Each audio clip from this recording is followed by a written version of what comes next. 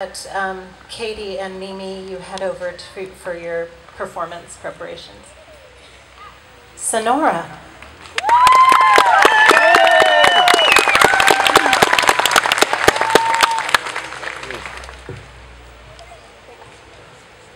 All right. So before I start, I would like to dedicate my speech to someone very important in this audience. My great-grandma was the first person in her family to graduate from high school. And not only that, she was the valedictorian of her class. Last December, she turned 100. And 2 days ago, she flew here from Minnesota to see my graduation.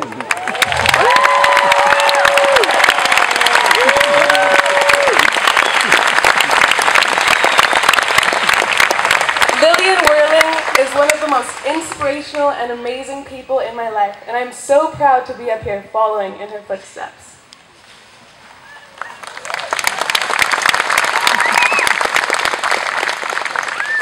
So, when I started thinking about what I wanted to say in this speech, I quickly realized that everything that you can say in a graduation speech is inevitably going to be a cliche. You all know what I'm talking about. As I look out here, I see the future lawyers and surgeons, artists and athletes, scientists and mathematicians, the future leaders of our nation, insert Dr. Seuss quote. Let's face it, most of us are going to be broke college kids for the next 4+ years of our life. And I don't know about you all, but I'm certainly not ready for the real world. I can analyze poems and balance chemical equations day in and day out, but when it comes to what kind of soap to buy for a washing machine, I have no idea. Making my own doctor's appointments, that thought is terrifying.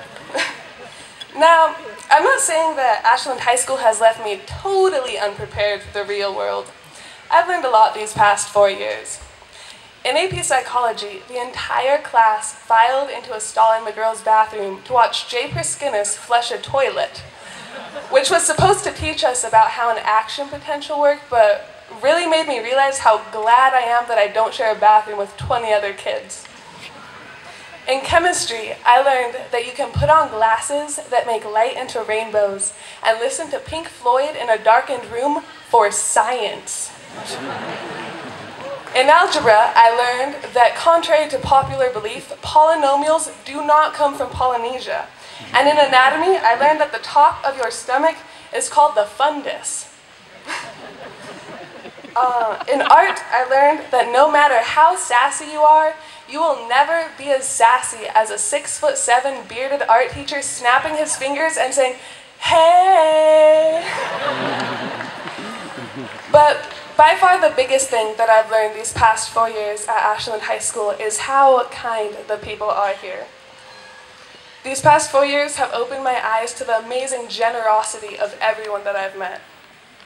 Now, I know that most of you have lived in Ashland your whole lives and are itching to get out, but I want everyone to take a moment to appreciate how lucky we all are to have been able to live in this beautiful town and go to this amazing school. It's hard to see in perspective when we've all been toiling away at assignments for years, but this is honestly such an amazing place. The teachers I've met here genuinely care about what they're teaching and how their students are doing, because each and every one of them wants to see us all succeed and become the best version of ourselves, even if they never seem to understand that you really do deserve an A on that poem. We have so much freedom at Ashland High School. Freedom to choose our classes and take electives and wear what we want, as long as it passes Russ's inspection, of course. We have been given the opportunity to grow as ourselves, and now it is time for us to head out into the real world. The road will not be easy. We've all experienced crushing stress and horrible fatigue and deep sadness and moments when getting out of bed and facing the world seems impossible. But look at us. Each and every one of us is here. We did it. We did it, and we are still doing it, and we will be able to do it. Because the thing about those moments is that they pass. Even though the future can seem scary at times, it will work out. When I came here from Mexico 8 years ago, I was absolutely terrified. I was coming into this completely different culture. My English was barely understandable, and my fashion sense was original to say the least. So even if you only wear blue turtlenecks, blue sweatpants, and blue Crocs to your first week of college, I promise you will still make friends. Now, the only reason that I'm standing up here rambling is because I am really good at playing the game of high school. I'm not necessarily smart, but I'm good at taking tests and jumping through the hoops of the academic circus that we've all been in for most of our lives. I know that I am not the most qualified person to be talking up here. This is an amazing senior class. There are incredible artists and writers, mind-blowing musicians and sculptors, fantastic actors and athletes and daring travelers sitting beside me today, and people with countless other talents which I simply haven't had the chance to see. In these coming years, we will all go on to do great things. Whether it is the greatness of winning a Nobel Prize or the simple greatness of making a really, really good cup of coffee, we will all have countless little and large successes throughout our lives. To bring this to an end, I would like to leave you all with a piece of advice from one of the most inspirational figures of my childhood, Uncle Iroh from Avatar: The Last Airbender.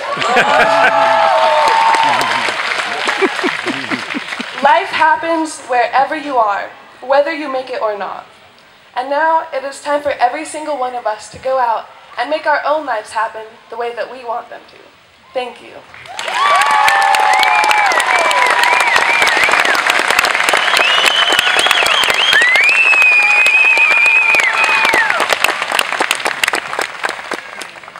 At this time, please direct your attention to the small stage, where we will hear a two-song mashup of Home and Dirty Paws, performed by Katie Bernard and Mimi Schaefer-Sharp.